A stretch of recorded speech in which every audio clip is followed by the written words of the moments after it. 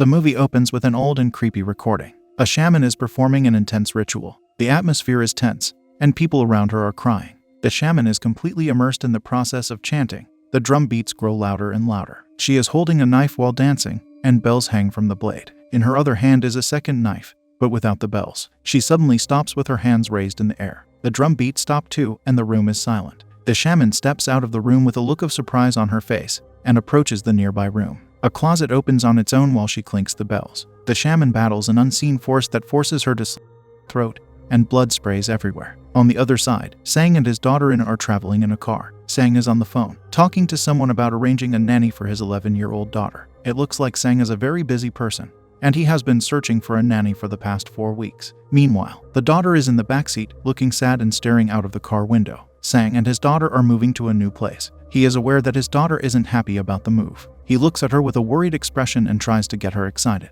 He tells her that their new home is peaceful and quiet. Sang has also bought a limited edition doll for his daughter to cheer her up, but he gets no response in return. A few seconds later, Sang instantly slams the brakes on the car because he spots the corpse of a deer in the middle of the road. He gets out of the car and sees that the carcass is already being eaten by crows, while the mother deer is standing by hopelessly. A look of understanding passes over Sang's face. Meanwhile, the daughter steps out of the car too and runs into the forest lining the side of the road. As soon as the father notices, he rushes after her. He starts calling her name in the forest, but can't find her. Finally, he finds her standing in a clearing overlooking a beautiful woodland house. The house looks like it's from a fairy tale, standing in the middle of the forest. Sang tells her that this is their new house. He expectantly looks at her to see if she likes it or not, but she gives no reply. Soon, Sang starts unpacking his things inside the new house. Suddenly, a crow slams into the attic window. This sets off a panic attack for Sang, who feels suffocated, and starts remembering the day of the car accident that ended his wife's life. He was behind the wheel, with his wife and daughter in the backseat. His wife was complaining about Sang's busy schedule. He missed a function where his daughter was awarded a prize. It was too late when he noticed that a truck was going to crash into their car. The crash proved fatal for his wife, and he never forgave himself for this incident. Remembering that, Sang feels the walls of the room closing in around him, and he struggles to breathe. With the strength he has left, Sang grabs his bottle of prescription pills to calm the panic attack symptom. After he gets his senses back, he calls his psychiatrist. The psychiatrist listens to Sang's story and tells him to be careful because if his panic attacks continue, he might get life-threatening seizures. He also advises him to take his medicines regularly and relax instead of worrying too much. Sang's daughter is also suffering from extreme psychological trauma following the loss of her mother. Because of that, the daughter has become more withdrawn, isolated, and depressed, so Sang moved them to a quieter part of the country so they could have a fresh start. The psychiatrist advised that Sang's child is traumatized, and he needs to take her to a new place where she can forget the past and create new memories. The psychiatrist also suggests that if the move doesn't work, Sang can send his daughter to an art camp for kids. It's another way to allow her to cope with her stress and anxiety. That night at dinner, Sang steps away from the table to take a call. One of his architectural firm clients is threatening to cancel their contract because he never visits the site. Sang reasons that he can't do on-site visits yet because he's taking care of his daughter. The client warns Sang to come up with a solution before it's too late. He complains that ever since the accident, Sang has been neglecting work and they cannot give him any more margin. The caller also adds that Sang should leave his daughter with a caretaker and come to the site. The daughter watches a video of her mother singing happy birthday to her, desperately holding to the joyful memories she has. It looks like her life has been over ever since her mother passed away, and she cannot cope with this truth. Then she hears a sound coming from her closet. She opens the door and sees nothing but her dresses hanging on the rack. What she doesn't know is that a demonic child is standing behind her. The daughter turns around and screams in fear. As soon as Sang hears his daughter's screams from his office downstairs, he rushes to her bedroom door and frantically knocks. The daughter opens the door, and he asks her if she screamed. However, she smiles, saying that she didn't scream. Sang checks her room to see if there's an intruder, and sees that everything appears to be in order except for the dirty rag doll she is holding. She tells him that she just found it in her room. Sang offers to throw away the ugly doll, but she is already obsessed with it, so he lets her keep it. This is alarming for Sang, as he finds his daughter behaving oddly. The next morning, the daughter's spirits seem to be even better. She is eating more, and she even smiles at her father again. After finishing her food, she asks him if she can play in her room. Sang is totally baffled by her sudden change in behavior. He is surprised but happy, thinking his daughter might be adjusting to the new place and getting over the trauma. So he allows her to go back to her room and play. Before going, she hugs her father and tells him how she absolutely loves the new house and is happy with her new friend, which he assumes is the rag doll. Sang leaves the house for work, and when he gets back that evening, he informs his daughter that he must go away for 2 months for the sake of work. He tries to calm her by saying that he will be coming home every weekend, and he has hired a nanny who will take care of her. The daughter does not like this, and is furious at Sang, saying that even if she does not approve, he will still leave her. Hearing this, Sang feels guilty and sad for leaving his daughter in these tough times. He understands that she needs his fatherly support and love, but he has no choice. That night, as he works on the building plans, Sang hears a series of loud footsteps coming from the daughter's bedroom upstairs. Then he also hears violin strains. Thinking this must be his daughter, Sang scolds her, telling her to go to sleep. But the violin strains just get louder and turn into ear-splitting screeches. This baffles Sang, who heads upstairs to reprimand her, but sees that she's sleeping soundly in her bed. He walks to the closest place to investigate, and an apparition appears. It's the ghost of the same shaman shown earlier in the movie. She rushes to Sang, and then does the same action with a knife, like she did earlier. He gasps as blood pours on him. The next morning, Sang suddenly wakes up back at his desk. Everything he saw was a dream, and he almost wet himself with the nightmare. But when he turns to look at the building plans he worked on the previous night, he finds they are all torn to shreds. He heads to his daughter's room and discovers that her beloved violin is now angrily scratched up, and the strings are broken. Sang looks out of the window and sees his daughter in the garden. She has just slaughtered a crow with a blade, and a weird look is on her face, with one eye slowly turning white. Sang is now even more concerned about the state of his daughter's mind. He cannot believe that his innocent daughter could slaughter a bird so mercilessly. Therefore, he asks his psychiatrist how things will go at the art camp if he enrolls his daughter there. The psychiatrist thinks it's a good idea. He is also being pressured by his client to go to the site. One time, he encounters his daughter in the hallway, holding her dirty doll. She is still acting weird and lashes out at her father again. She mocks him for buying her things, instead of actually getting to know her. Their argument ends with her screaming in a monster-like voice. A nanny arrives, but she couldn't care less about the daughter's well-being. Instead, she chats on the phone with her friend and talks about how rich Sang is, while wearing his late wife's expensive rings. The nanny hears the daughter screaming and throwing her things inside her room, but she doesn't do anything to help the kid, and the daughter doesn't eat the meals the nanny prepares either. She even discovers that the daughter had hidden a goldfish inside her milk glass as a prank. The nanny gets scared and quits on her first day. Sang arrives at the building site and meets with his customer. He gets a text from the psychiatrist saying that the art camp is ready for his daughter. That night, the daughter hears voices from the closet, inviting her to go with them. She gets a glazed look on her face, and then several hands reach out and yank her inside the closet.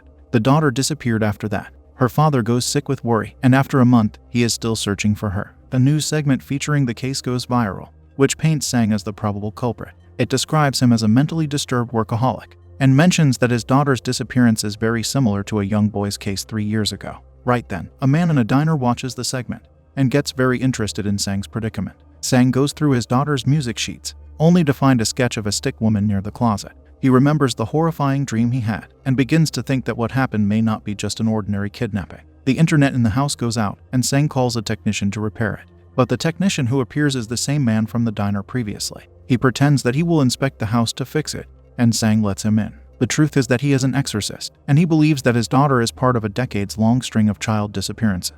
He shows Sang an album filled with pictures of the other 32 missing children. Like his daughter, they all started behaving strangely and sketching the same girl before they disappeared. The exorcist shows a video of a ritual next. It's the same ritual depicted earlier in the film, and the exorcist explains that the family of the first missing child hired a shaman to perform a ritual and found out the child was still alive. While performing the ritual, the shaman sensed that the closet was the lair of a demonic child, and she tried to banish it and rescue the innocent child. But the demonic child was too powerful, and instead caused the shaman to slit her.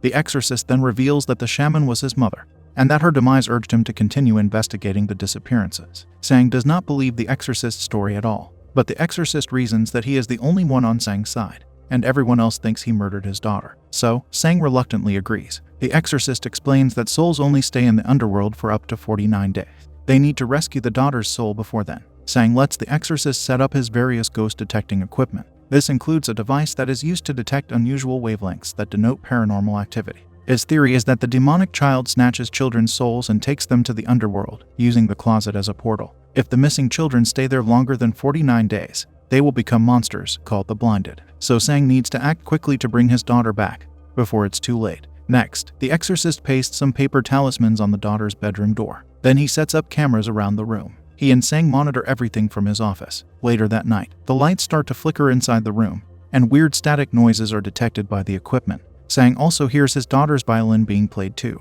They leave a huge teddy bear soaked in blood as a trap for the demon inside the closet. There is no more paranormal activity until hours later. Sang suddenly hears his daughter's voice through her bedroom door. He steps inside the room and flings open the closet door, hoping that his daughter is back. But it turns out that they are actually the ones being lured into a trap. Then, the door is closed by an unseen force, and the wavelength detectors start going haywire, sensing the dozen blinded children now inside the room. One of them, a gray-faced boy with monstrous eyes, shrieks at Sang. The exorcist quickly warns him through the earpiece. He reminds him that blinded children cannot sense humans if people keep their eyes closed. Otherwise, they will consume people's souls. So Sang hurriedly closes his eyes, and the exorcist guides him in crossing the room without alerting the blinded to his presence. He is almost to the door when his smartwatch begins to beep. The blinded now know his location, and they all run toward him. He tosses his smartwatch across the room to distract the blinded, as he darts to the door and steps out of his daughter's bedroom. Meanwhile, a blinded girl appears to the exorcist. He's not able to close his eyes, so the blinded senses him and throws him across the study. The exorcist pulls out a dagger and chants a prayer, but both are useless against the child. With extraordinary power, she chokes the exorcist and screams. The exorcist emerges from the study with a knife stuck in his gut. Sang immediately takes him to the hospital to get treated. As he's being wheeled to the emergency room, he faintly whispers that the blinded girl who stabbed him is called Jin. Sang flips through the exorcist's photo album and finds details about Jin, who has been missing for 3 decades already. He looks closely at her photo and sees that the dirty rag doll that his daughter found actually belongs to Jin. Sang pursues this lead and heads to Jin's father's house in the mountain. Ever since his daughter disappeared, the father has been a recluse, with weird stuff hanging on the trees around his house. Sang sees that talisman papers are also glued to his front door. Meanwhile, the exorcist's life has been saved, but he still hasn't woken up. While in the hospital, he dreams of his late mother, who tells him to find her. Suddenly, he wakes up. Jin's father recounts that his daughter disappeared one day while sleeping in the next room. His wife went out to look for her, but also disappeared shortly after. Ever since, the man has lived in isolation in the mountains. Sang shows him the doll, but he panics, frantically grabbing it, then burning it. But it's too late. The doll summons the blinded girl again, and she attacks her father. Then she possesses her father, manipulating him to choke Sang. While this is happening, Sang sees the father's memories. It turns out that 3 decades ago, Jin's father was deeply in debt and was financially ruined. He got the idea to murder his by suffocating her with smoke inside the closet. He thought it would save her from a life of poverty and suffering. Right then, the door bursts open, and the exorcist storms inside. He restores the father to himself. However, the closet behind Jin's father screeches open and takes him whole. The truth is that Jin is none other than the demonic child. Her traumatic end and resentment for her father were strong enough to transform her into a vengeful demonic child who preys on emotionally vulnerable children due to similar childhood traumas. On the drive home, the exorcist explains all this to Sang. He also adds that all the missing children had problems with their parents, including Sang's daughter. This makes Sang feel guilty for neglecting his daughter and blaming her for his wife's passing. Because they're running out of time, Sang proposes that he go to the underworld and retrieve his daughter himself. He achieves this by simulating a panic attack, which brings him close to the frequency of the underworld. Sang sits inside the closet as the exorcist enacts a ritual and chants a prayer. When he opens the closet door, Sang is now in the desolate underworld version of his house. All around him are broken children's toys. Suddenly, knives come flying out of nowhere. He escapes to the hallway, where he fights with an apparition of his late wife. Finally, Sang stumbles outside and sees the missing children happily playing while wearing school uniforms. But when he gets closer, the children all turn into their blinded selves and attack Sang. He hears his daughter playing the violin, and he tries to reach her. However, he comes face to face with the demonic child herself. He attempts to appeal to her emotionally, but this doesn't work, and the demonic child chokes Sang. Meanwhile, the blinded are trying to get out of the closet and into the real world. The only one standing in their way is the exorcist. While doing his best to block the closet door, he gets another vision of his mother, telling him to find her. Meanwhile, the daughter starts turning into a blinded child, and the demonic child hands her a blade so she can stab her father. The exorcist summons the ghost of Jin's mother, and she appears in front of her child. She pleads for Jin to find peace so they can be together finally. The demonic child slowly turns back into the innocent and scared Jin. However, the exorcist's powers get drained and her mother's ghost disappears. Sang approaches Jin and comforts her. Because of that, Sang's daughter and the other kidnapped children's faces turn back to normal too. The exorcist beats his drums, and Sang wakes up his daughter. He carries her back to the real world just in time, before the realm closes. He and the exorcist rejoice at their victory. On the other side are Jin and her mother, who have finally settled in peace. At last, Sang and his daughter's lives are going back to normal. They have moved to a new and cozy home. When Sang meets the exorcist again, outside of his daughter's school, he asks him about his life after the incident. Sang tells him that they have finally moved on, and he has a much better relationship with his daughter now. She doesn't have any memories of the underworld, and he hopes she never remembers that part of her childhood. The exorcist jokes with Sang and gives him a paper with a hefty bill for his services. The two laugh it off, and it appears that all the bad things are settled now. As the car drives away, we see another dark and dirty alley. A young boy is standing at the end of this alley. His clothes are dirty and have blood on them. In front of him is another closet, and when he turns back, he is blinded. The movie ends with the message that this deadly cycle has not stopped, and this possessed closet will continue to attack more kids.